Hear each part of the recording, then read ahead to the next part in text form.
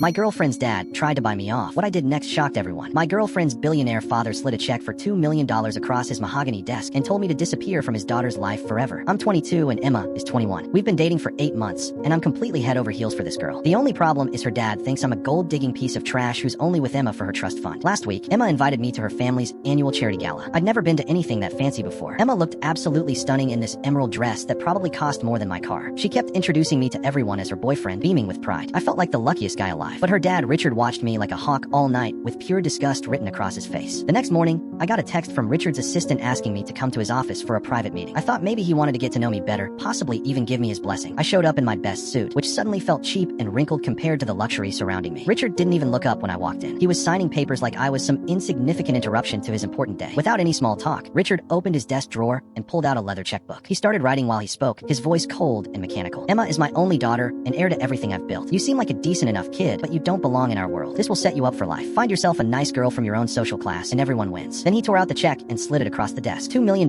made out to my name. I stared at that check for what felt like forever. $2 million would change my entire life. I could pay off my student loans, buy my parents a house, never worry about money again. But then I thought about Emma's laugh, the way she holds my hand, how she lights up when she sees me. I looked Richard straight in the eyes and said, I appreciate the offer, but I'm not for sale. His face went dark red and he leaned forward like he wanted to strangle me. Richard's voice turned ice cold. You have no idea who you're dealing with, kid. I could destroy your pathetic little life with one phone call. Make sure you never get a decent job anywhere. Your family's small business could face some very expensive legal troubles. Think very carefully about what you're walking away from. The threat was crystal clear, but something inside me snapped. I stood up, grabbed that $2 million check, and did something that still gives me chills thinking about it. I ripped the check into tiny pieces right in front of his face. The sound of tearing paper echoed through his silent office like gunshots. Richard's mouth dropped open in complete shock. No one had ever disrespected him like that in his entire life. Then I leaned over his desk and said, you can keep your money and your threats. Emma deserves better than a father who tries to buy off the people she loves. I'll tell her exactly what kind of man you really are. That's when Richard completely lost it. He started screaming at me to get out of his office, calling me names I can't repeat. His assistant came running in, probably thinking someone was being murdered. I walked out with my head held high while he was still yelling threats about ruining my life. I drove straight to Emma's apartment, my hands shaking from adrenaline. I had to tell her what her father had done. Emma opened the door with this huge smile that immediately disappeared when she saw my face. I told her everything. The meeting, the check,